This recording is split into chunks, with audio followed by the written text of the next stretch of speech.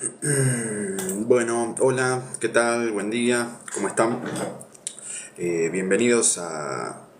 Bueno, ya perdí la cuenta de qué encuentro es este, ya no voy a llevar más cuenta de los encuentros, pero bueno, bienvenidos al taller de lectura filosófica. Estamos leyendo el Teeteto de Platón, ya estamos bastante avanzados en el texto.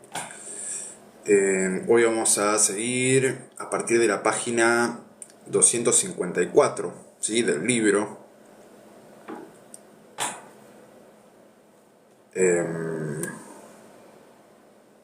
Y donde nos habíamos quedado en el encuentro pasado es en la presentación de una teoría opuesta a la teoría del flujo, a la teoría del movimiento que nos presentaba Heráclito. ¿Sí? Acá lo que nos está presentando Sócrates es a dos personajes centrales de la filosofía antigua, que son, por un lado, Heráclito, que es el centro del asunto acá, del que está hablando, y nos presentó un poco por encima a Parménides, ¿sí? Que es el partidario de...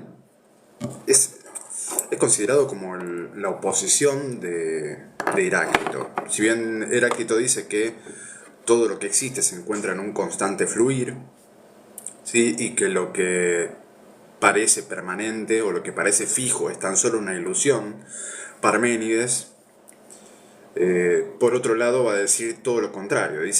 Va a decir que todo lo que vemos que fluye o que cambia en este mundo es tan solo una mera ilusión, que en realidad todo lo que existe es una cosa única, ¿sí? Un ente único, inmutable, que no cambia, fijo.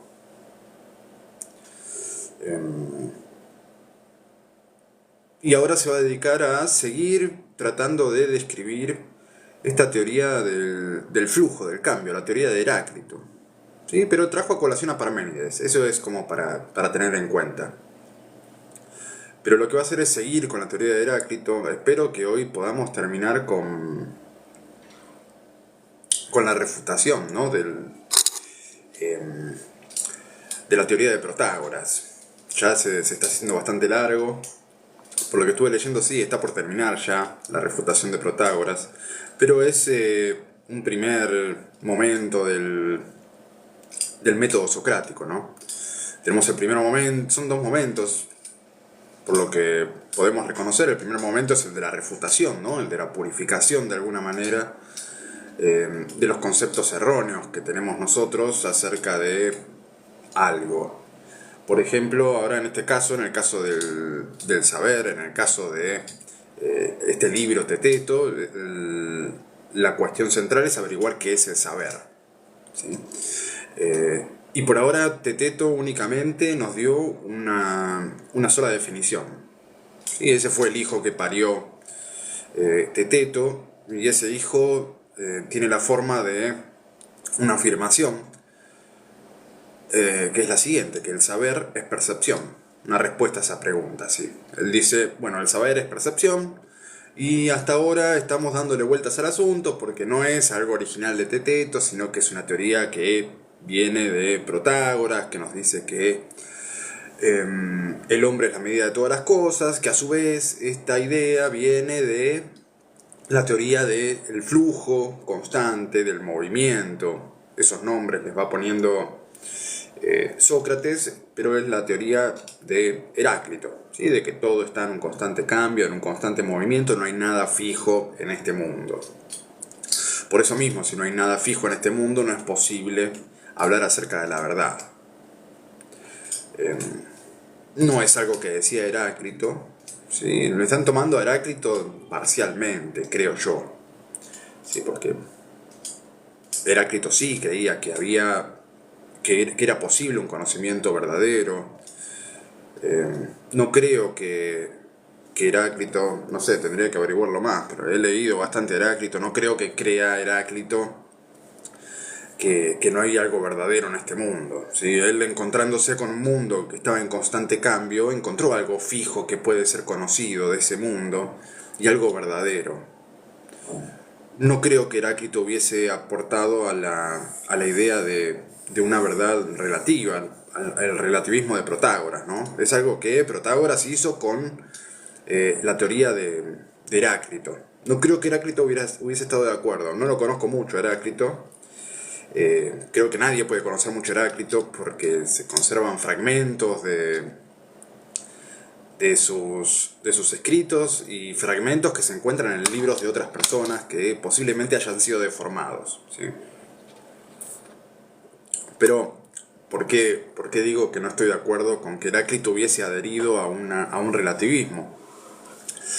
Porque Heráclito sí encontró algo fijo, en algo que podía ser conocido en este mundo cambiante, ¿sí? Donde aparentemente nada podía ser conocido. Él encontró algo fijo en todas las cosas que era el cambio mismo, ¿no? O sea, está seguro de que hay algo fijo en este mundo que es el cambio mismo. Y paradójicamente, parece, sí, es una paradoja. O sea, todo está en un constante fluir, todo está en un constante cambio, por lo tanto, el cambio es lo que atraviesa todas las cosas y lo que tienen en común todas las cosas. Entonces ahí vamos a encontrar un saber verdadero, un saber seguro, en el cambio mismo. Y ese cambio puede ser medido, ¿sí? Muy emparentado con el pensamiento científico, ¿no? Con las leyes científicas. Él va a nombrar al cálculo de ese cambio que une a todas las cosas como logos. ¿Sí? Una palabra, un concepto muy importante en el pensamiento heraclitio. La noción de logos, la ley del cambio, aquello que sí se puede encontrar y sí se puede conocer de la realidad, y eso sería el logos, encontrar el logos de algo, la ley del cambio, de las cosas, ese sería un conocimiento fijo. Es verdad que ese conocimiento se obtiene por medio de la percepción, pero no coincide con la percepción. Ahora lo vamos a seguir viendo. Pero bueno, bien. Ahí recién estoy abriendo el chat, disculpen a los que no saludé. Tengo a Carmen, hola Carmen, buen día. Jonas que quiere que lo salude. Jonás, me imagino que es, o Jonas. Bueno, hola, ¿qué tal? Y bueno, no había escrito nada más. Así que vamos a ir arrancando con la lectura del Teteto, habiendo hecho todas estas aclaraciones iniciales. Bien, repito en qué página estamos, en qué página arrancamos, 254, el último párrafo que empieza hablando Sócrates, vamos a arrancar de ahí, y bueno, vamos a discurrir libremente por el discurso de Sócrates y de Teodoro por ahora.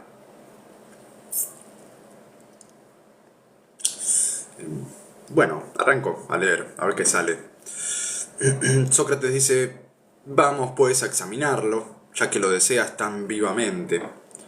A mí, ciertamente, me parece que nuestro examen del movimiento debe comenzar preguntándonos qué es lo que realmente quieren decir los que afirman que todo está en movimiento. Un poco loco lo que está haciendo Sócrates, parece que tiene amnesia, ¿no? Viene hablando de esto hace un montón. No sé, en tiempo de la conversación de Sócrates cuánto habrá sido, pero nosotros ya llevamos cerca de 10, 11 encuentros que se traducen en 10, 11 horas de estar hablando acerca de esto, ¿no? Dice, bueno, vamos a comenzar este examen, dice. Nuestro examen debe comenzar por acá. Bueno, está bien. El tema es que ya venimos hace rato hablando acerca de la teoría del movimiento, pero necesita Sócrates darle más vueltas, ¿sí? Necesita examinarlo un poco más, necesita seguir haciendo este proceso de purificación, este primer momento del método socrático, que es el de purificación, el de la refutación. O sea, surge el hijo de Teteto, vamos a intentar refutarlo por todos los medios posibles. Y vamos a tratar de ser lo más sinceros, lo más caritativos posibles con la teoría ajena, pero implacables, ¿sí? Vamos a tratar de derribarla a toda costa. Este es el primer momento, el intento de refutación. Si vemos que resiste a todas las refutaciones, bueno, acá vamos a tener un saber verdadero, o por lo menos bastante cerca de lo verdadero. Si no resiste las refutaciones, bueno, va a tener que ser descartado y vamos a tener que dar a luz a otro hijo, a otra idea. Y ahí estaría el momento positivo, cuando hacemos que se dé a luz algo. Por eso se dice que el método socrático tiene dos momentos, uno negativo y uno positivo. Si hay algún alumno mío por acá, de esto estuve hablando toda la semana, por eso se me quedó grabado los dos momentos, lo explico de esta manera en las clases. Pero estos dos momentos no significa que sea el primero uno y después otro y después se termine la cosa, sino que es un ciclo que se está repitiendo, una especie de espiral, ¿sí? Que se hace sobre el mismo asunto. O sea, seguimos con el hijo de Teteto, que es el saber es percepción, lo fuimos refutando, tratando de rescatarlo, después otra vez refutando. O sea, este movimiento positivo y negativo están en un constante flujo, aparentemente, en una espiral, hasta que, no sé, parece que Sócrates es el que tiene que ser convencido de que es una idea falsa, y todavía no se convenció, a pesar de que ya ofreció un montón de argumentos para refutar la teoría de Protágoras. Sigo. Dice, lo que quiero decir es lo siguiente. Afirman ellos que hay una sola clase de movimiento o dos, como creo yo. Pero no soy yo únicamente quien debe creerlo. También tú debes participar y así sufriremos en común lo que tengamos que sufrir. Dime, ¿hablas tú de movimiento cuando algo cambia de un lugar a otro o también cuando gira en el mismo lugar? Sí, estaba hablando de dos movimientos. A mí automáticamente se me presenta el planeta Tierra, ¿no? Cuando está hablando de estos movimientos, algo que aprendí en la secundaria, movimiento de traslación y de rotación. Esto es lo que me surge a mí, y me imagino que a muchos de ustedes, porque nos formamos de la misma manera, y de esto mismo está hablando Sócrates, ¿sí? Del movimiento de traslación, por ejemplo la Tierra alrededor del Sol, un cambio de lugar, y el momento de rotación, ¿sí? Un movimiento que se da en el mismo lugar. Entonces, cuando hablamos de movimiento podemos reconocer dos tipos de movimiento. Movimiento de traslación, un cambio de lugar, o cuando algo se mueve en el mismo lugar.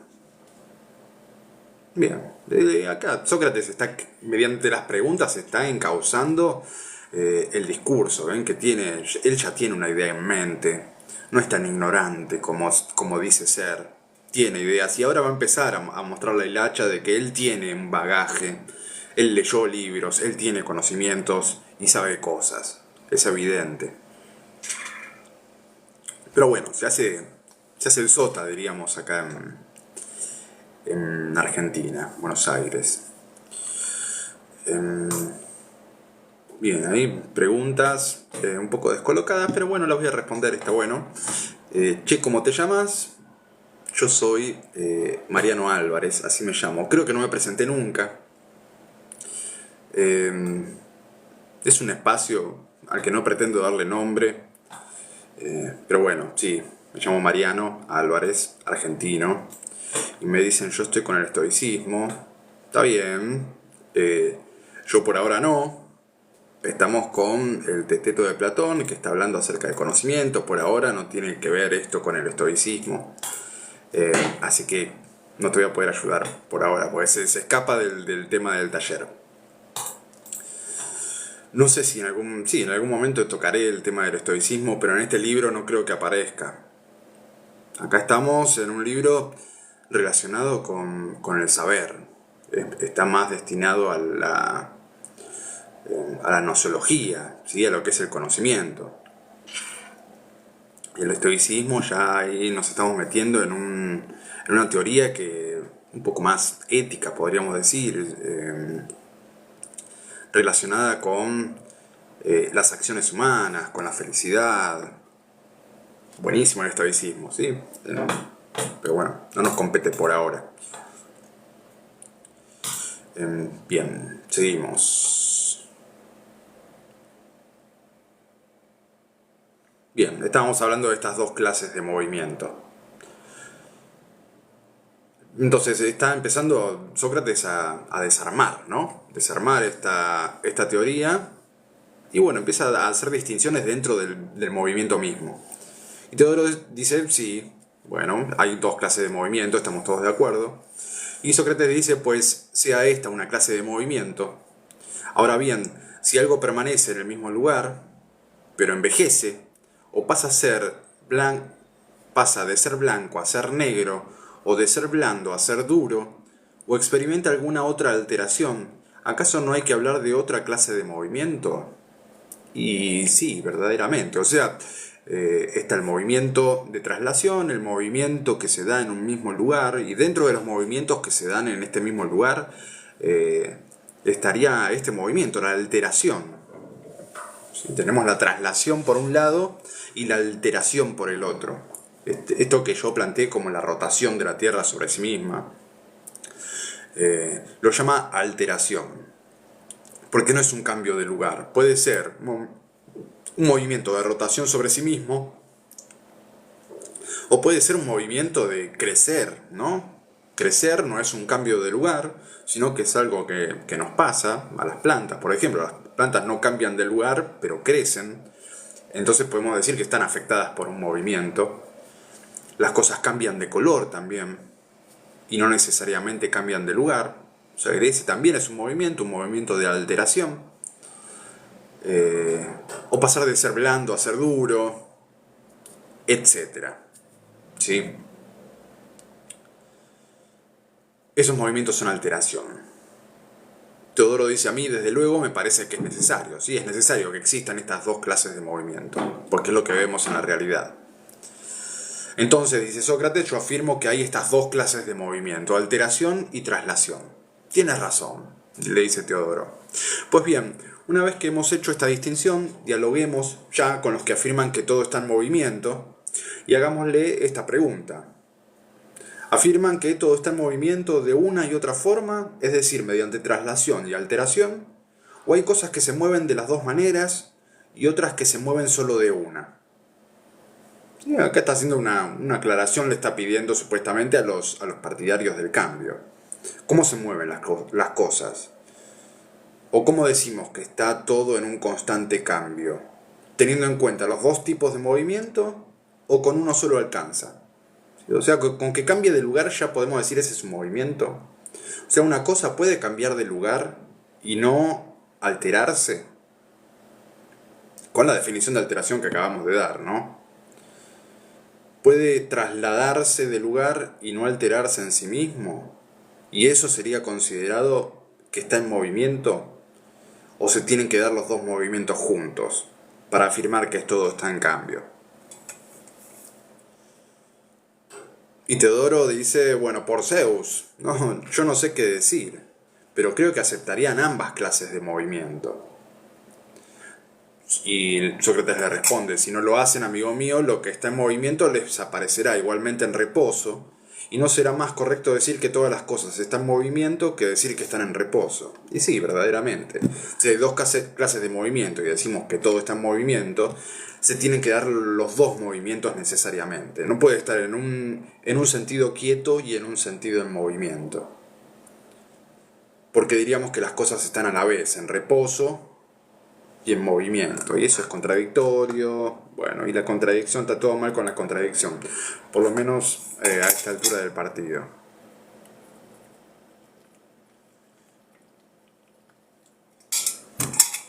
Llevas mucha razón, dice Teodoro. Entonces, puesto que tienen que estar en movimiento, y no puede haber en ellas inmovilidad alguna, todas las cosas experimentarán siempre, en consecuencia, todas las clases de movimiento. Sí, esto es lo que afirmarían los partidarios del movimiento, los amigos de Heráclito, ¿no? Tendrían que aceptarlo necesariamente. No pueden quedar las cosas en algún aspecto quietas y fijas. Tienen que estar cambiando constantemente de lugar y se tienen que estar alterando a sí mismas, creciendo o cambiando de color. No hay manera de que pueda haber nada fijo en este mundo, según los heraclitios. Atiende pues al siguiente aspecto de su doctrina. Estábamos diciendo que de acuerdo con ellos, el origen del calor, de la blancura o de cualquier otra cosa por el estilo es más o menos así. ¿sí? Y va a explicar el origen del color, la blancura, etc. Cada una experimenta una traslación, dice, simultáneamente con la percepción. Sí, acá recordemos lo que habíamos visto acerca de la percepción, ¿sí? Que habíamos visto que es un encuentro entre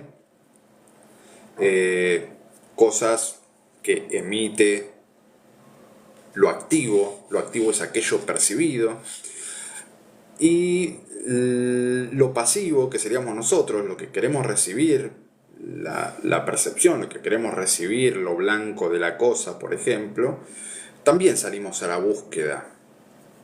O sea, es como un salir a la búsqueda de la percepción pasivamente. Un poco raro, o sea, salir a la búsqueda no es nada pasivo, pero bueno, es algo que menciona Sócrates de esta manera. Ya lo hemos visto, así que no voy a detenerme mucho acá.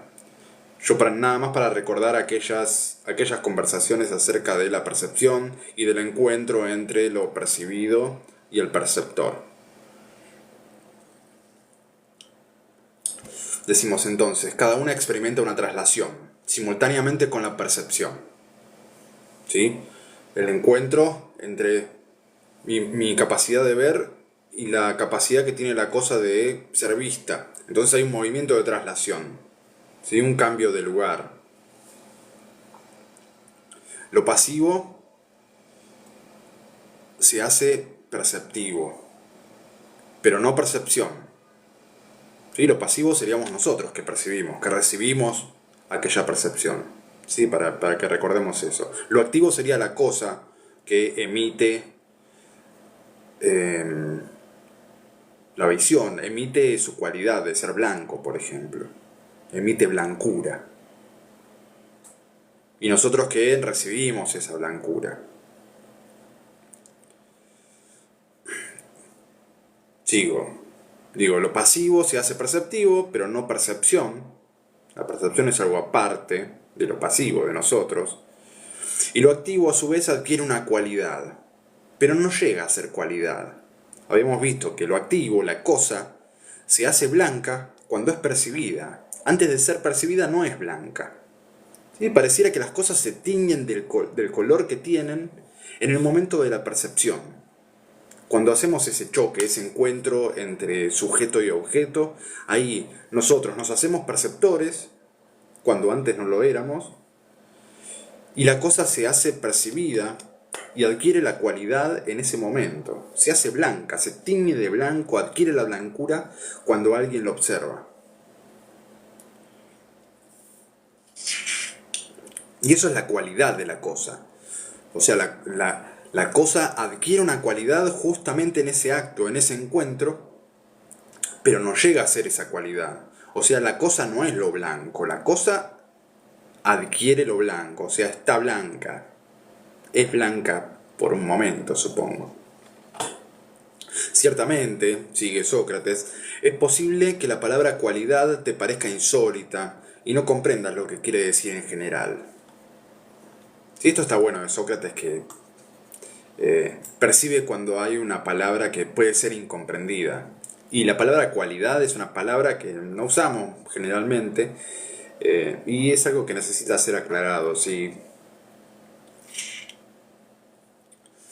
Entonces lo que va a hacer Sócrates es dar un ejemplo, ¿sí? Para dar un caso concreto. Entonces dice así que presta atención a un caso concreto. Lo activo no se convierte en calor ni en blancura, pero llega a ser cálido y blanco, y lo mismo ocurre con todo lo demás. Efectivamente, ya lo decíamos antes, como tal vez recordarás, ninguna cosa tiene un ser único en sí misma y por sí misma, ni lo activo ni lo pasivo. Pero, gracias al mutuo encuentro de ambos, engendran las percepciones y lo perceptible. De tal manera que lo uno adquiere unas cualidades determinadas y lo otro se hace perceptor. ¿Sí? Yo, el que percibe, me hago perceptor, me convierto en perceptor en el momento en que percibo la cosa. Si no hubiera cosas que percibir, yo tendría en potencialidad la capacidad de ver, ¿no? Pero si no hay nada que sea percibido, jamás me voy a convertir en perceptor.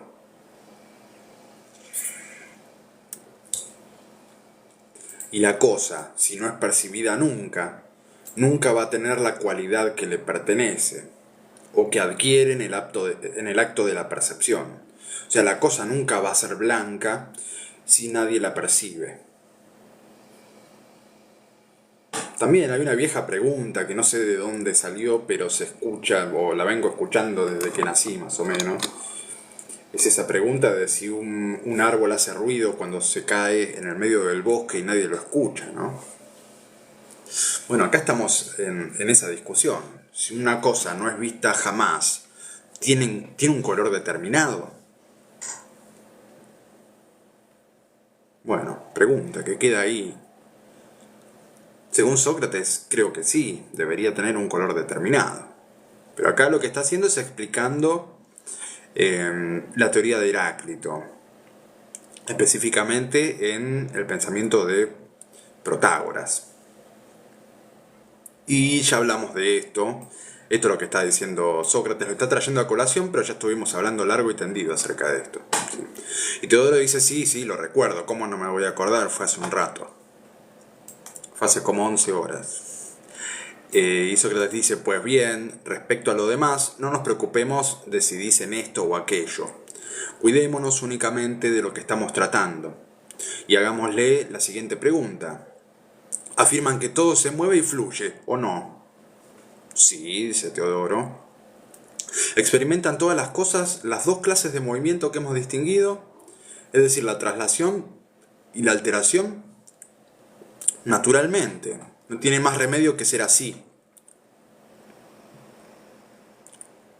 Para que el movimiento sea absoluto.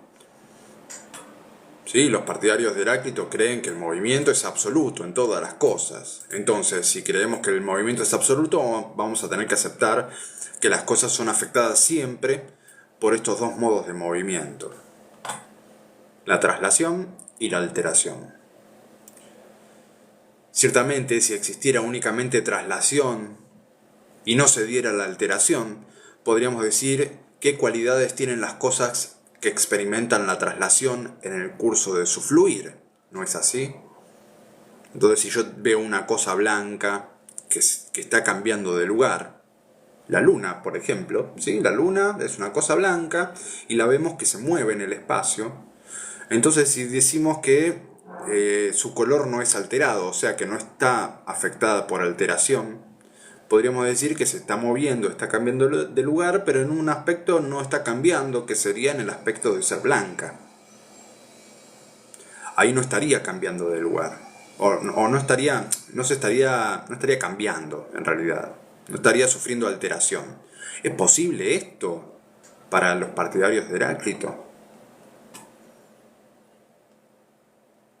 Y Sócrates dice, pero no hay permanencia ni siquiera en esto, pues el objeto blanco que fluye no permanece blanco en su fluir, sino que cambia, hasta el punto de que el flujo afecta igualmente a esto mismo, es decir, a la blancura. Y hay, asimismo, cambio de color, para que no se le pueda condenar por permanecer inmóvil en ello. ¿Sí? Si decimos que todo cambia, bueno, el cambio de color también tiene que estar presente. Aunque sea ínfimo, aunque sea imperceptible, no podemos decir que permanece con el mismo color, porque si no estaríamos contradiciendo nuestra teoría. Sí, hagamos de cuenta, ahora estamos encarnando la teoría de Heráclito. Estamos tratando de explicar el mundo según la teoría de Heráclito. A ver si llegamos a alguna contradicción, a algún absurdo. Que eso es lo que está buscando Sócrates, ¿no? Se pone en la carne de Heráclito defendiendo su propia teoría, le empieza a dar vueltas al asunto hasta que encuentra algo absurdo, algo contradictorio. Y en ese caso, bueno, podríamos descartar la teoría, aunque ya encontramos varias contradicciones. Dice Teodoro entonces, ¿y de qué procedimiento podríamos servirnos, Sócrates? ¿Cómo podríamos darle un nombre a cualquiera de estas cosas si en el momento de pronunciarlo ella se escabulliría al estar inmersa en el flujo? Como Teodoro se da cuenta de algo, por fin hace un aporte Teodoro, ¿no? Teodoro se da cuenta de que el lenguaje sería insuficiente para describir un mundo así, un mundo como el de Heráclito. no alcanza este lenguaje sirve para mencionar cosas fijas. Yo digo, bueno, ahí está la luna, y la luna es blanca. Y según los partidarios de Heráclito, yo no tengo la capacidad de poder hacer esa afirmación. En cuanto la estoy enunciando, se está volviendo falsa en el momento. Tengo que cambiar la forma de hablar. Tengo que modificar el lenguaje para que sea más fiel con la realidad. Porque tengo por un lado el lenguaje que nos da fijeza, nos da... sí, nos da como un discurso unívoco, un discurso que puede ser verdadero o falso, pero es fijo. Y el mundo que por otro lado está cambiando constantemente. Son dos cosas que no estarían siendo compatibles. Entonces habría que cambiar. Habría que cambiar o nuestra idea del mundo, que bueno, eso Heráclito no podría cambiarlo, o nuestra manera de hablar. Tendríamos que modificar el lenguaje para que sea más acorde a la realidad. ¿Qué diremos entonces de una percepción cualquiera, como ver u oír? ¿Permanece realmente como tal en el mismo acto de ver u oír? ¿Puedo yo decir que percibo algo cuando está constantemente cambiando? ¿Yo puedo decir que estoy percibiendo el blanco de la luna? ¿O que estoy percibiendo la luna? ¿O puedo decir la luna cuando esa cosa a la que llamo luna está cambiando constantemente? Ya ponerle un nombre a las cosas, un nombre fijo, es ilegal supuestamente en la teoría del movimiento. Le estoy poniendo un nombre fijo a algo que está cambiando constantemente. Entonces yo puedo decir que percibo una cosa, que percibo el color blanco de la luna, que oigo un sonido determinado, que oigo un fa sostenido, ¿puedo decirlo? Si cuando estoy oyendo ese fa sostenido se está convirtiendo en otra nota. ¿Permanece realmente como tal en el mismo acto de ver u oír? Si todas las cosas están en movimiento, hay que decir que no. Por consiguiente, no hay por qué decir que algo es visión, en lugar de decir que es no visión. Y acá está jugando con el tema del ser y el no ser. Yo no puedo decir que algo es si está constantemente pasando del ser al no ser. Entonces sería lo mismo decir que algo es y que algo no es.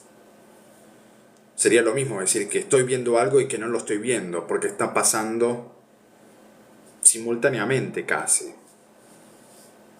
Y lo mismo ocurriría en el caso de cualquier otra percepción, si todo está absolutamente en movimiento. Ya vemos más o menos para dónde está llevando el discurso Sócrates. ¿Y la afirmación cuál era? Era el saber es percepción. Y si la percepción está cambiando constantemente, si no puedo decir que percibo algo, porque en el momento que lo estoy percibiendo ya está cambiando, imagínense decir que tengo un saber acerca de esa cosa que estoy percibiendo. Desde el momento que digo que tengo el saber, ya se está convirtiendo en no saber. Entonces, a algo que está en un constante movimiento no le puedo dar el nombre de saber. Y Sócrates dice, pero según decíamos Teteto y yo, el saber es percepción. Sí, dice Teodoro. Entonces, cuando nos preguntábamos qué era el saber, no nos referíamos en nuestra respuesta al saber más de lo que podríamos referirnos a lo que no es el saber. Entonces, si decimos que el saber es percepción, entonces no nos referimos más al saber que al no saber, porque se dan las dos cosas constantemente.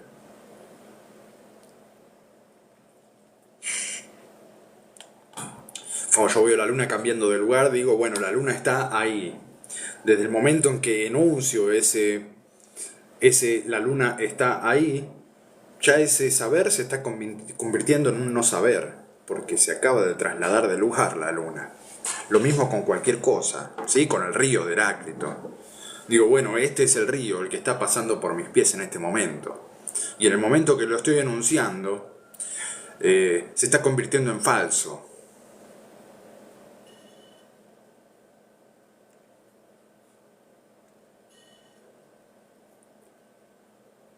Sigue Sócrates, dice, bueno, nos ha salido la rectificación de la respuesta, precisamente a nosotros, que deseábamos demostrar que todo está en movimiento para que aquella respuesta pareciera correcta.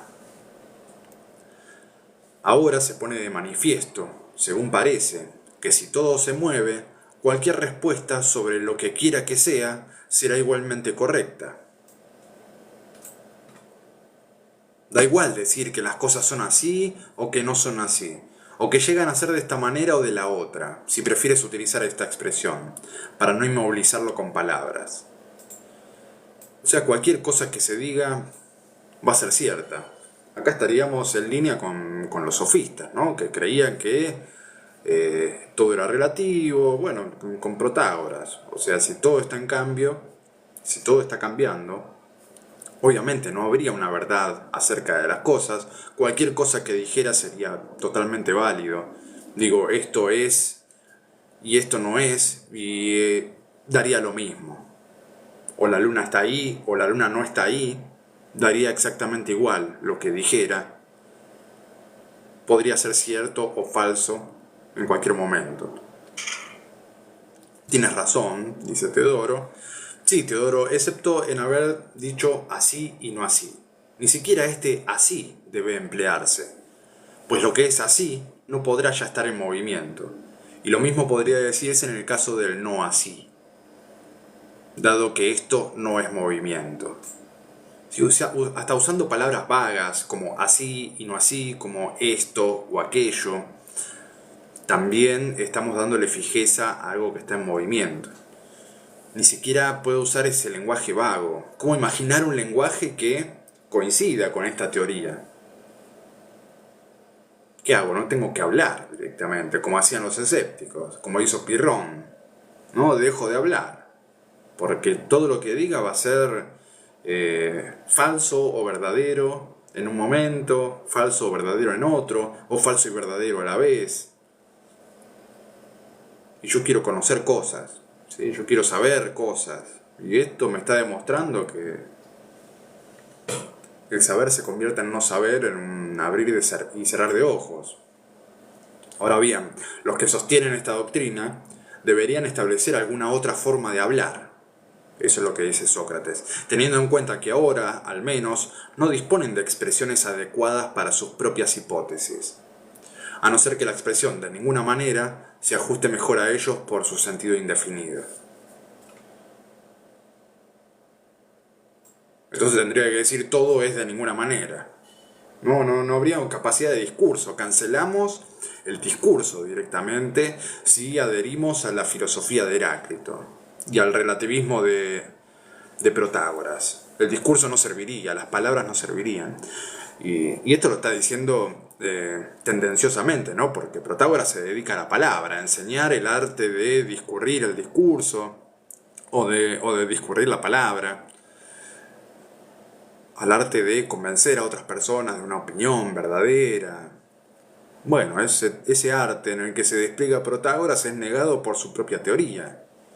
La palabra es negada por su propia teoría. Sería imposible el discurso.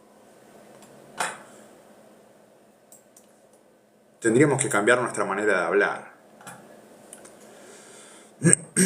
Y no se sabe si eso es posible, ¿no? Pues bien, Teodoro dice, ya nos hemos librado de tu amigo, Protágoras, ¿no? Y sin embargo, no le hemos concedido que el hombre sea medida de todas las cosas, a no ser que se trate de un hombre razonable. Tampoco vamos a admitir que el saber sea percepción, al menos sobre la base de esa doctrina de acuerdo con la cual todo se mueve. Todo ello, si Teteto aquí presente, no tiene otra cosa que decir. Parece que refutamos a Protágoras, ¿sí? Terminamos con la refutación de Protágoras. Es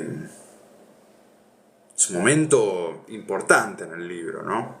O sea, es la primera definición que da Teteto, todas las vueltas que le dimos a esa definición y llegamos a la conclusión de que esto no se puede sostener. Es el momento de catarsis, que dice Sócrates. ¿Sí? Es el momento en el que nos purificamos de una idea falsa.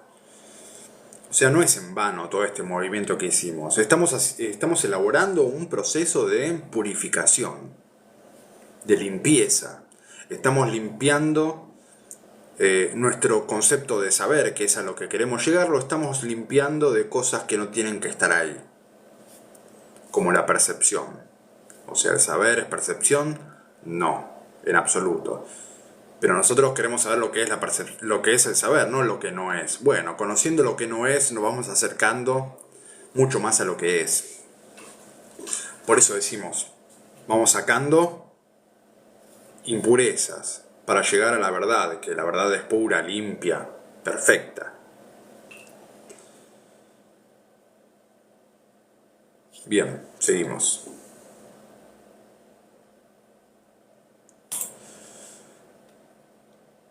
Teodoro dice, muy bien dicho, Sócrates, pues terminado esto, según lo que acordamos, yo debía quedar libre de responderte a ti, en cuanto acabara la discusión de la doctrina de Protágoras. Se dice, bueno, listo, aprovecho para irme mientras voy ganando. No sé si va ganando, pero bueno, mientras no le dio ningún palo Sócrates. Entonces, bueno, me voy a retirar porque habíamos llegado a este acuerdo. Y ahí salta Teteto, que tampoco se quiere meter en la conversación. Y dice, no, Teodoro, debemos dejarte ir. No debemos dejarte ir hasta que Sócrates y tú hayan tratado de los que sostienen que el todo permanece en reposo, como hace poco propusieron. ¿No? Hasta que no hablen de Parménides. O sea, sí, estuvimos hablando de Heráclito, lo tiramos abajo, pero nos quedó Parménides. Sigan hablando, no me metan a mí. Y Teodoro le responde, Teteto, es que quieres enseñarnos a los mayores a ser injustos, incumpliendo los acuerdos. Precisamente tú, que eres joven. Anda, prepárate para dar razones a Sócrates de lo que resta. Así lo haré, dice, si él lo desea. Sin embargo, habría sido muy agradable oírlos hablar de lo que estoy diciendo. Y sí, estoy de acuerdo. Hubiera estado bueno que haga un discurso acerca de Parménides. Porque hasta ahora adquirimos un conocimiento bastante profundo de la teoría de Heráclito. No sé si totalmente verdadero, sino que tiene una tendencia, tiene una intencionalidad del discurso expuesto de Heráclito por parte de Sócrates. Hay una deformación ahí. Por lo menos es lo que percibo yo, ¿no?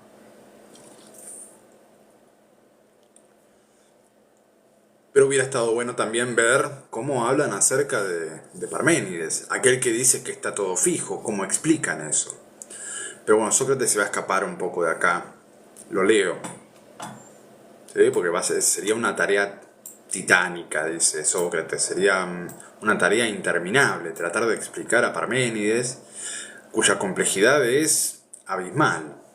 Si entender a Parménides es difícil, por experiencia lo digo, es un filósofo que tiene una complejidad extrema. Es más, se dice que Parménides fue el primer racionalista de la historia.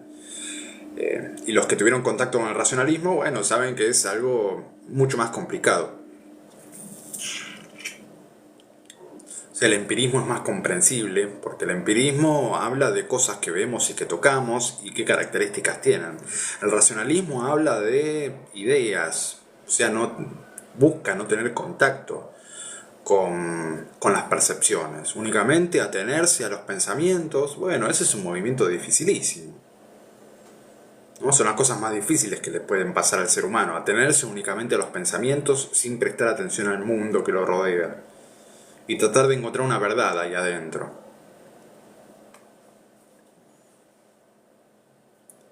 En el pensamiento racionalista está el desarrollo de las matemáticas, de la lógica, ¿sí? Los ámbitos de saber más.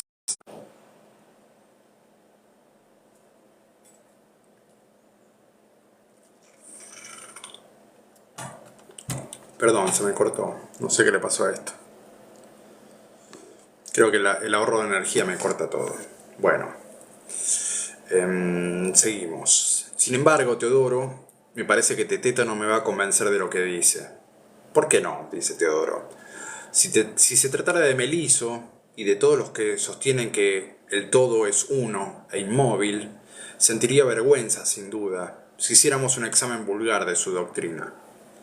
Pero me avergonzaría menos que en el caso de Parménides, siendo él solamente uno. Sí, Meliso fue un seguidor de Parménides, o sea, la idea de que el todo es uno e inmóvil, es idea de Parménides. Meliso es un seguidor de él. Por eso dice, me sentiría menos mal hablando de Meliso que de Parménides. Y no podría tratar este tema de forma liviana, así que prefiero no tratarlo, ¿sí? Porque si lo trato de una forma liviana, de una forma rápida, sería un insulto al pensamiento de Parménides, y tratarlo de forma extensa sería imposible, nos alejaría de lo que estamos tratando de entender, que es el saber. A Parménides se le podrían atribuir las palabras de Homero, pues a mí me parece que es a la vez venerable y terrible. Y Sócrates dice, yo conocí efectivamente a este hombre siendo muy joven, o sea, siendo yo, Sócrates, muy joven, y él, Parménides, muy viejo. Y me pareció que poseía una profundidad absolutamente llena de nobleza. Aparentemente hubo un encuentro entre Sócrates y Parménides. Verdaderamente. Así es que tengo el temor de que no podamos entender su doctrina, dice Sócrates, y se nos escape el pensamiento que expresan sus palabras.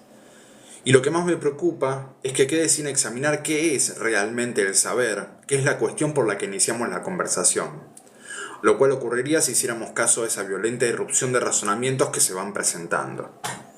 O sea, no me puedo ir por las ramas hablando de Parménides porque su teoría es complejísima y nos desviaría de nuestro tema, dice. Aunque no tuvo problemas con desviarse con Heráclito, ¿no?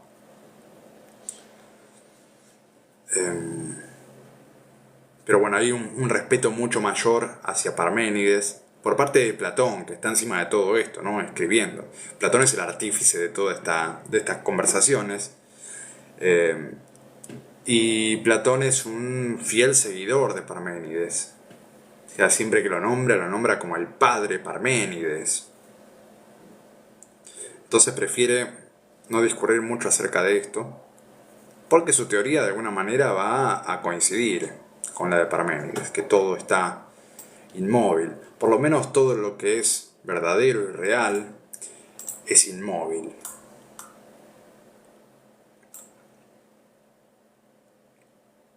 Esto está relacionado con la teoría de las ideas de Platón, ¿no? Pero en este libro Platón se impone la tarea, no sé si ya lo habíamos hablado, creo que sí, pero se impone la tarea de no traer a colación su teoría de las ideas, aunque ya fue desarrollada por él a esta altura. Este es un texto tardío de Platón, perdón. Es un texto que Platón escribe ya de mayor, ¿no? De viejo. Ya había desarrollado toda su teoría de las ideas, pero acá se propone, bueno, tratar de explicar el saber sin acudir a esa gran teoría de las ideas. Entonces, esquivando a Parménides, está esquivando también su propia teoría. ¿Para qué hace esto? Bueno, para ver si puede llegar a un conocimiento verdadero de lo que es el saber prescindiendo de su teoría de las ideas. O sea, se está poniendo a prueba él mismo.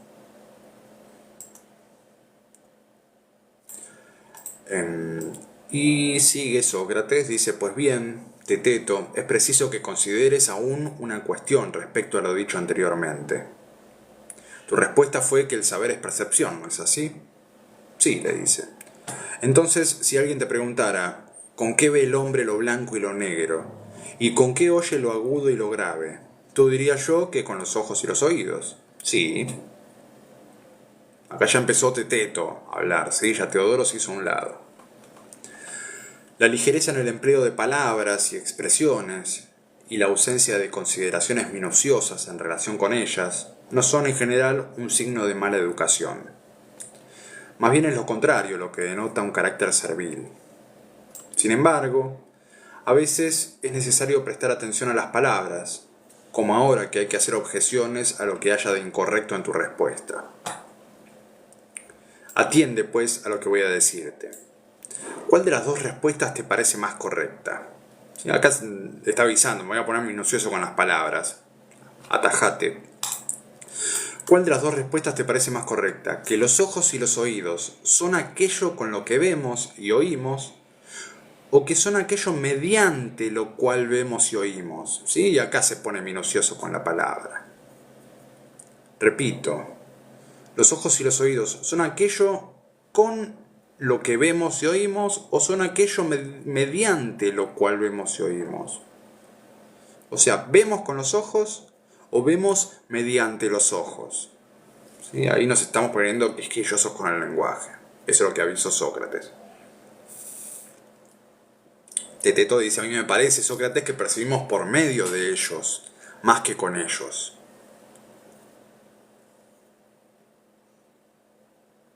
Como si yo dijera, bueno, yo veo el mundo no con mis anteojos, sino por medio de los anteojos. O sea, es un mediador, los anteojos son mediadores entre mi percepción y el mundo.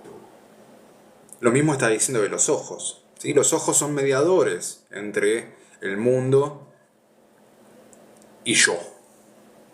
Ahora vamos a ver qué es ese yo. En efecto, hijo mío, le dice, sería extraño que albergáramos una pluralidad de sentidos en nuestro interior, como si fuéramos un caballo de madera, y no pudiera confluir todo esto en una única entidad, ya sea el alma o como haya que llamarla, con la que podamos percibir por medio de ellos y en calidad de instrumentos todo lo que es perceptible. Y acá Sócrates está percibiendo algo bastante complejo, ¿no? Dice, bueno, nosotros por medio de los sentidos recibimos una pluralidad de información. O sea, estamos recibiendo información externa, información del exterior, de alguna manera partida, ¿sí? Dividida en partes. Por los oídos percibo sonidos, por los ojos percibo imágenes, por el tacto percibo lo táctil, etc. O sea, recibimos información variada y en algún lugar tiene que tener un punto de unión. O sea, dentro nuestro se tiene que percibir la totalidad de todas esas percepciones plurales. Tiene que confluir todo esto en una unidad, dice, porque yo cuando percibo una sola cosa. Si no hubiera este punto de unión, bueno, percibiría todas las cosas separadas y no podría adjudicarle las mismas cualidades a un solo objeto. Esto es importante, o sea, es un pensamiento bastante avanzado para cualquier ser humano. O sea, este indagar acerca de la percepción. Y se da cuenta de esto. Adentro nuestro, en algún punto, se une la imagen y se forma una imagen completa de algo que ingresa a nosotros pluralmente por medio de los sentidos. Esa construcción del objeto del conocimiento la hacemos nosotros, adentro nuestro. Entonces por eso decimos que percibimos por medio de... Yo percibo por medio de los ojos, percibo por medio de los oídos, no percibo con los oídos ni con los ojos. La percepción se finaliza cuando yo uno todas esas cosas en un solo objeto.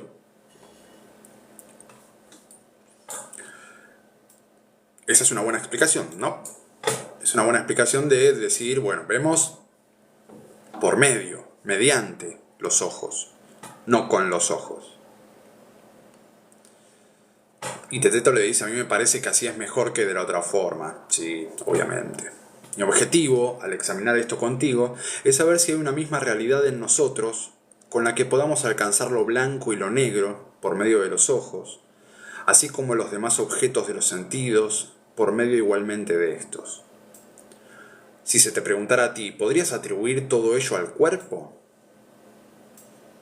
Pero tal vez es mejor que lo digas tú respondiendo a las preguntas, en vez de intervenir yo continuamente en tu lugar. Dime, pues, aquellos sentidos por medio de los cuales percibes lo cálido y lo duro, así como lo ligero y lo dulce, ¿los atribuyes acaso al cuerpo o a alguna otra cosa? Acá también lo está llevando para donde quiere Sócrates, ¿no? ¿A qué le atribuís esta unión de todo? ¿Pasa en el cuerpo? ¿La unión de todas estas percepciones? ¿La organización de todas estas percepciones? Y Teteto le dice a ninguna otra. O sea, no se lo adjudica a ninguna otra cosa que al cuerpo. ¿Estarías también dispuesto a admitir que no es posible percibir por medio de una facultad lo que percibes mediante otra? Es decir, que no se puede percibir por medio de la vista lo que se percibe por medio del oído. O sea, no puedo percibir sonidos por medio de los ojos. Sí, o sea, esto sí, estoy dispuesto a admitirlo, ¿no? Ni se puede percibir por medio del oído lo que se percibe por medio de la vista. O sea, no puedo escuchar un color, ¿sí? Al menos no en un estado de sobriedad, ¿no? Y Teteto dice naturalmente que sí. Por consiguiente, si pudieras pensar algo de ambas percepciones a la vez, no lo podrías percibir mediante uno ni otro órgano. Y acá está dando otra prueba de que no percibimos con los sentidos. Sí, porque podemos hablar de lo que percibo con un sentido y lo que percibo con otro. Yo puedo hablar de los sonidos que me despierta una cosa y puedo hablar de los colores que veo en una cosa. Entonces, si puedo hablar de una cosa y de la otra diferenciadamente, entonces necesariamente tiene que haber algo que las una y que pueda ver las dos cosas a la vez y unirlas en un solo objeto. Entonces no hay ningún órgano por el cual yo pueda percibir a la vez un sonido y un color. No lo hay. Tiene que haber algo adentro nuestro que una esas cosas. Teteto está de acuerdo con esto. Y Sócrates dice, pues bien, respecto al sonido y al color, ¿no hay en primer lugar una misma cosa que puedes pensar de ambos a la vez? Es decir, que uno y otro son.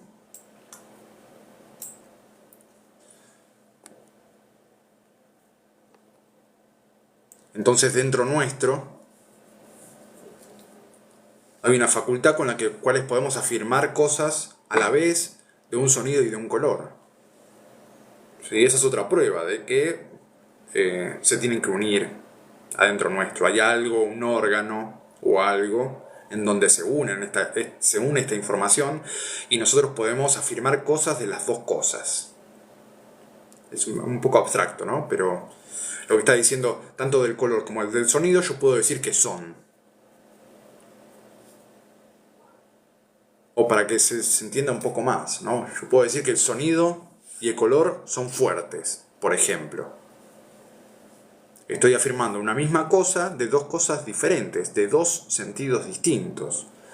Entonces esto es evidencia de que hay una facultad interior que une las dos cosas, porque puedo hablar de las dos cosas. Espero que se aclare un poco ahora cuando sigo. ¿No puedes pensar igualmente que cada uno de los dos es diferente del otro, pero idéntico a sí mismo? Sí, naturalmente. O sea, puedo pensar cosas en común que tienen los diferentes sentidos. Y ahí me deschavé, ¿no? Dije pensar, y se está deschavando Sócrates también.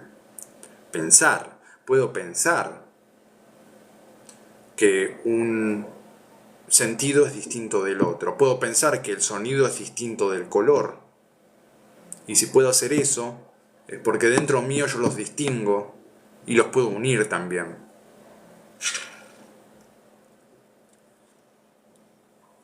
Y que ambos a la vez son dos, pero cada uno por separado es uno. Sí, también. Está dando ejemplos de cosas que podemos decir que tienen en común los sonidos y los colores. Cosa que no podríamos decirlo si nos atenemos únicamente a la percepción del ojo o a la percepción del oído. Tiene que haber una facultad que los une y los compara. Eso es lo que está poniendo en evidencia Sócrates. Hay una facultad interior a nosotros que une y compara las percepciones. Es evidente. Porque puedo decir que los dos sentidos son, que el color y el sonido son, ahí encontré algo común a las dos cosas. Puedo decir que son distintos uno del otro. Puedo decir que cada uno por separado es una sola cosa. Sí, está hablando de ontología acá, principios ontológicos. De alguna manera está hablando de Parménides acá, aunque haya dicho que no quiere hablar de Parménides, está hablando de Parménides. Parménides fue el que postuló los principios ontológicos. Y acá está hablando de los principios ontológicos. ¿Sí? No me vas a venir a mentir a mí, hermano. Me está diciendo esto. Me está diciendo que son dos cosas distintas, que son iguales a sí mismos. Ahí encontramos el principio de identidad. Por ejemplo, principio de identidad dice todo ente es idéntico a sí mismo. ¿Quién lo dijo? Bueno, Parménides. Estamos hablando de Parménides. Aunque nos diga que no estamos hablando de Parménides. Y que ambos a la vez son dos, pero cada uno por separado es uno. Sí, también.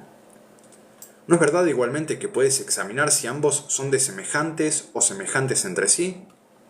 Sí, es posible. Entonces, ¿por medio de qué facultad puedes pensar que todo esto acerca de los dos? Ya que no puedes aprender lo que tienen en común ni por medio del oído ni de la vista. ¿Sí? Yo por medio del oído ni de la vista puedo ver lo que tienen en común las dos percepciones. Entonces, ¿por medio de qué órgano lo hacemos? Tenemos además la siguiente prueba de lo que estamos diciendo, dice.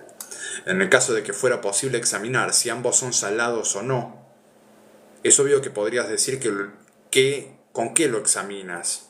Y evidentemente esto no sería la vista ni el oído, sino alguna otra cosa. O sea, con un mismo sentido, sí puedo decidir si dos cosas son saladas o no son saladas. Ahí sí puedo con el órgano decirlo. Y Teteto le dice, sí, naturalmente sería la facultad que opera por medio de la lengua. ¿Sí? Si damos vuelta a la cosa y decimos, bueno, puedo decir con un mismo sentido si dos objetos son salados o no, sí, eso sí lo puedo decir, porque estoy con un sentido percibiendo dos cosas. Y con el ejemplo anterior estaríamos diciendo, bueno, con un mismo sentido estoy percibiendo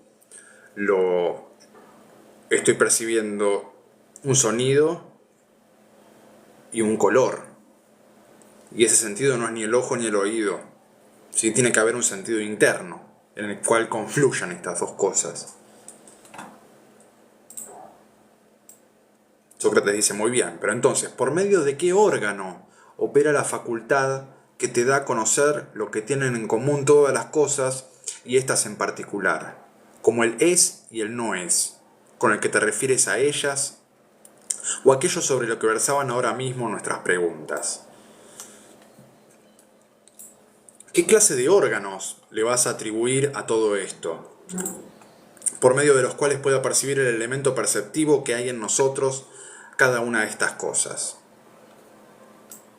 Y Teteto le contesta, te refieres al ser y al no ser, a la semejanza y desemejanza, a la identidad y la diferencia. ¿Sí? ¿Con qué órgano se percibe esto? Con los ojos no puedo percibir esto.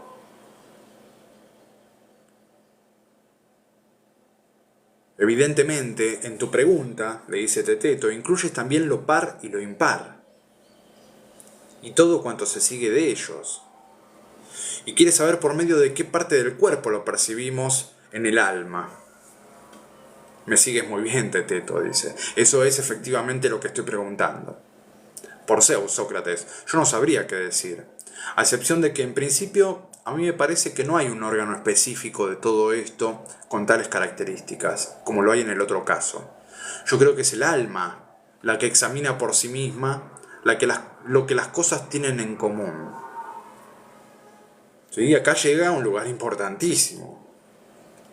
Teteto llega a deducir que es el alma donde confluyen todos los sentidos. Y ahí lo estaba llevando Sócrates. Y ahí Sócrates tiene un orgasmo mental, supongamos, ¿no? Y le dice, sí, eres bello, Teteto. No llevaba razón Teodoro cuando decía que era feo. ¿Sí? ¿Se acuerdan que Teodoro cuando lo presentó a Teteto dijo, bueno, es feo como vos, Sócrates? Entonces no sos para nada feo, le está diciendo, eres bello. Pues el que habla bien es una bella y excelente persona. Y además de ser bello, si verdaderamente te parece que el alma examina unas cosas por sí misma y otras por medio de las facultades del cuerpo, me has hecho un gran favor al liberarme de una larga argumentación. ¿Sí? Así que acá eh, nos pone en la bandeja también otra afirmación, que es difícil de comprobar, pero él le dice, bueno, Teteto, si me afirmas esto, me ahorras un montón de tiempo. O sea, es algo que en lo que nos tendríamos que poner de acuerdo. Voy otra vez ahí. ¿Qué es en lo que nos tenemos que poner de acuerdo? Que el alma examina cosas por sí mismas y otras por medio de las facultades del cuerpo. Entonces lo que está diciendo Sócrates acá es, bueno, el alma, sí, opera sobre las facultades del cuerpo, o sea, compara cosas que percibimos y compara cosas que nos ofrecen los sentidos y arma un objeto de estudio y conoce mediante la percepción. Mediante, ¿no? Ojo con la palabra. Mediante la percepción conoce cosas. O sea, ya descartamos que el saber es percepción. O sea, mediante la percepción conocemos cosas comparando lo que nos ofrece los sentidos. Pero también, afirma Sócrates, el alma examina cosas por sí mismas. O sea, puede pensar cosas sin el auxilio de los sentidos, el alma. Sí, acá se está poniendo altamente racionalista. ¿No? Un empirista diría, no, esto es absolutamente falso.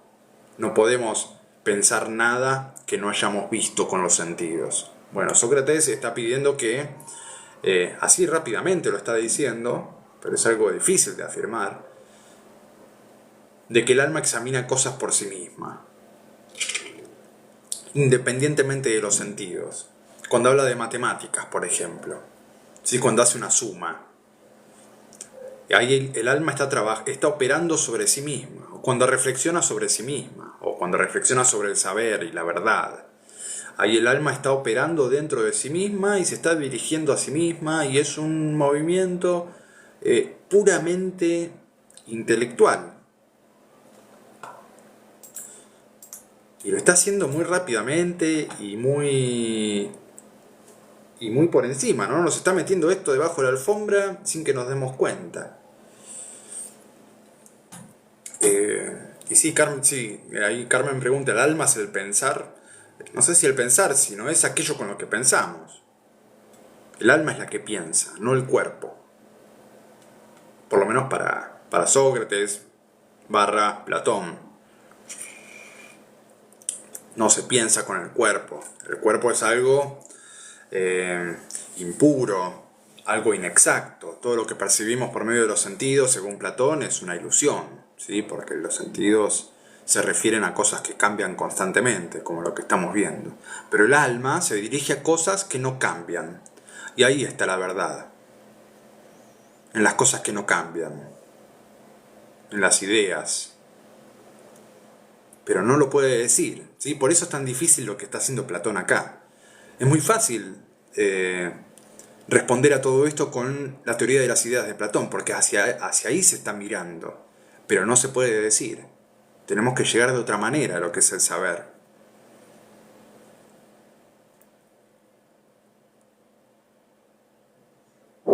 Él cree que el pensamiento es un movimiento que realiza el alma en sí misma y en contacto con las ideas que están afuera del alma.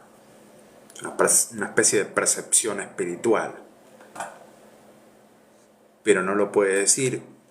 Aparentemente acá se prometió, es una especie de juego, ¿no? Se prometió no utilizar la teoría de las ideas para averiguar estas cuestiones.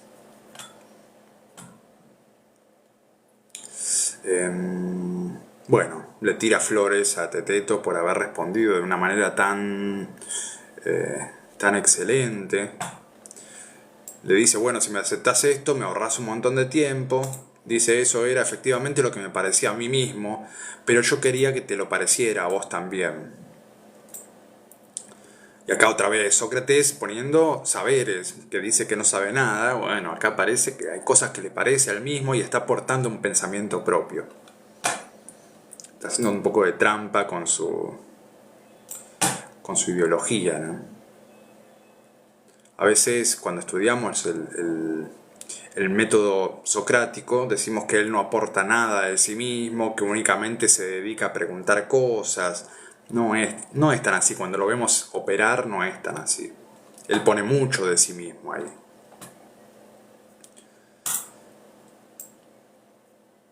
Y Sócrates dice, ¿en cuál de las dos te sitúas, pues, el ser? Dado que esto es lo que acompaña en primer lugar a todas las cosas. Y Teteto le dice, entre aquellas cosas que el alma intenta alcanzar por sí misma. O sea, si hablamos del ser, el ser no se puede ver y tocar. Cuando hablamos del ser, que es una cosa abstracta, bueno, de eso está hablando el alma. Ahí el alma está queriendo alcanzar algo. Y le pregunta a Sócrates, ¿también la semejanza y la desemejanza, así como la identidad y la diferencia? Sí, obviamente estos son conceptos, son ideas, no se pueden ver en la realidad las ideas, los conceptos, como la identidad, la diferencia.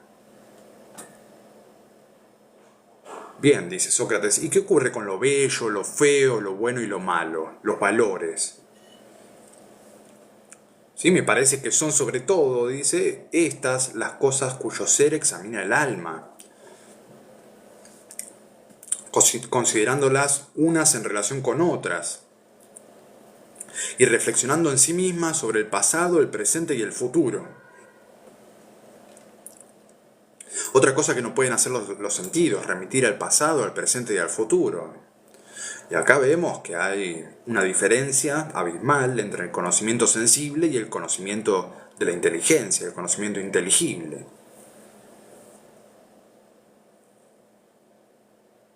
El conocimiento inteligible puede viajar en el tiempo.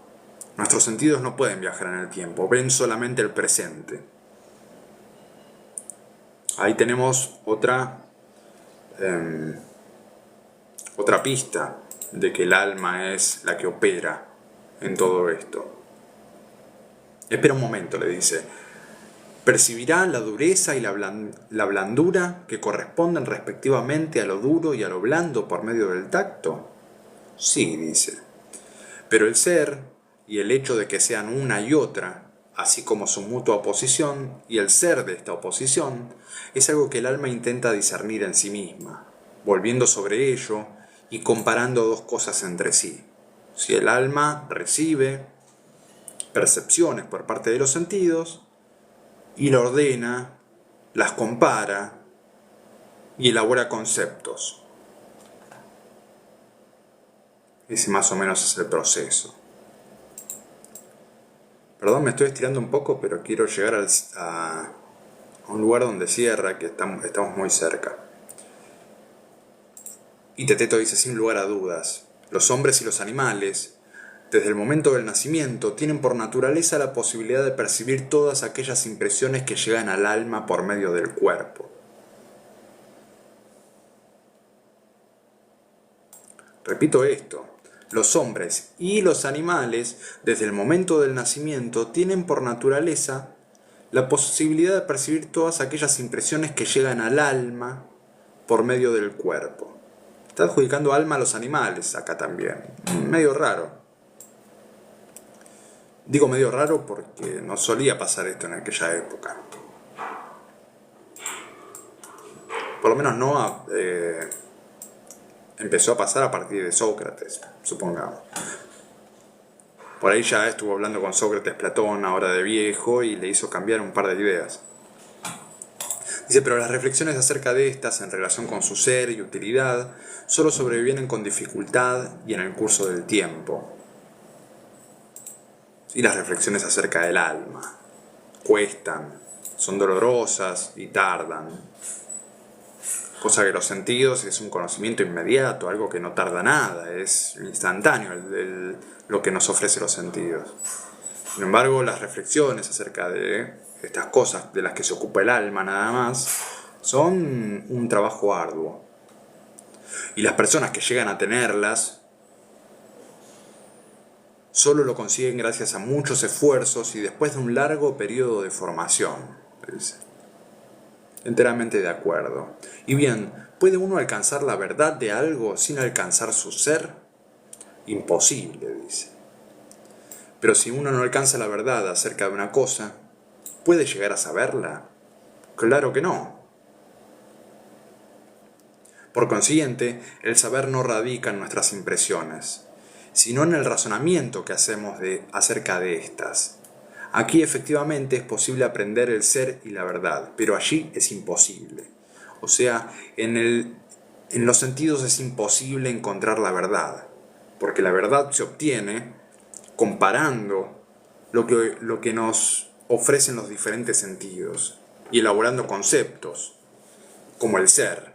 ¿Sí? El ser no se percibe por medio de los sentidos, lo que las cosas sean o no sean. Todo se percibe con el alma, a partir de la comparación y de un trabajo sobre sí misma. Entonces encontramos que, otra vez, por medio de los sentidos no se accede a la verdad. El saber no es percepción, señores. Si hay algo de saber, ese saber le pertenece al alma, no a los sentidos. Por ahí podemos saber cosas por medio de los sentidos, pero no con los sentidos. La percepción nos puede dar herramientas para saber cosas o para conocer cosas, pero no son el conocimiento mismo. Y dice Sócrates, ¿vas a darle entonces el mismo nombre a una y otra cosa cuando son tan diferentes? No sería justo, ciertamente. ¿Qué nombre le atribuyes, pues, a aquello al ver, oír, oler y sentir frío o calor? Yo lo llamo percibir, dice Teteto. ¿Qué otro nombre podría darle? Luego, a todo eso le das en conjunto el nombre de percepción. Y decimos que esto no participa en la aprehensión de la verdad, pues no participa en la aprehensión del ser. Por supuesto que no. Luego tampoco en la aprehensión del saber.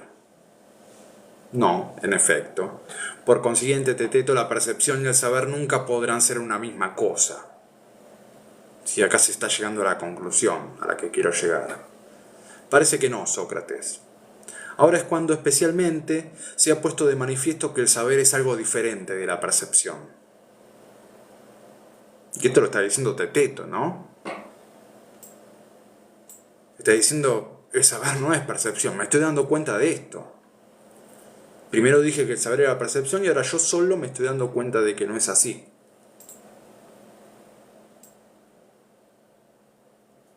Y sigue Sócrates, pero nosotros no comenzamos a dialogar para descubrir lo que no es el saber, sino para descubrir lo que es. Sin embargo, hemos adelantado lo suficiente como para no buscarlo de ninguna manera en la percepción, sino en aquella otra actividad que desarrolla el alma cuando se ocupa en sí misma y por sí misma de lo que es. Y acá cerramos con esta frase de Teteto, que es la segunda definición de lo que es el saber. Dice, yo creo, Sócrates, que a esta actividad del alma se la llama opinar. ¿Sí? Cuando el alma discurre acerca de sí misma y compara la percepción que proviene de los sentidos. A esto se le llama opinar.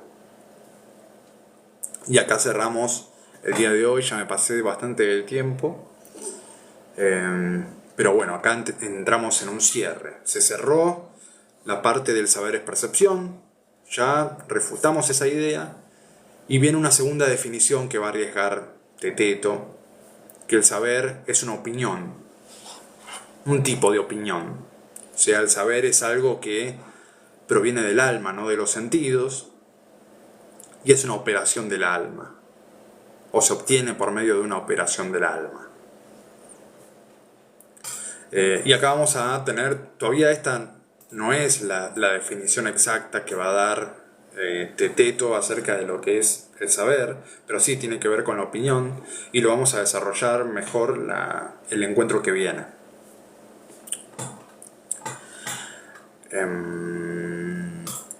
Carmen me dice, ¿pero la percepción ayuda para la opinión? Sí, obviamente. Y acá lo que se está discutiendo es que el saber no es percepción. ¿Sí? O sea, puede ayudar, puede ser un O sea, si yo quiero conocer algo, lo tengo que percibir. Sí, obviamente. Necesito un material por el cual en el cual opere el alma. Pero no puedo decir que eso es el saber, que la percepción es el saber. O sea, podemos decir que sabemos cosas por medio de la percepción, pero no sabemos con la percepción. Por eso hizo esta diferencia Sócrates, del por medio y del con. ¿Sí? No conozco con los sentidos, sino que conozco por medio de los sentidos. Y eso es radicalmente diferente. ¿Sí? Por eso mismo empezó con todo este juego de ponerse exquisito con los términos, con las palabras.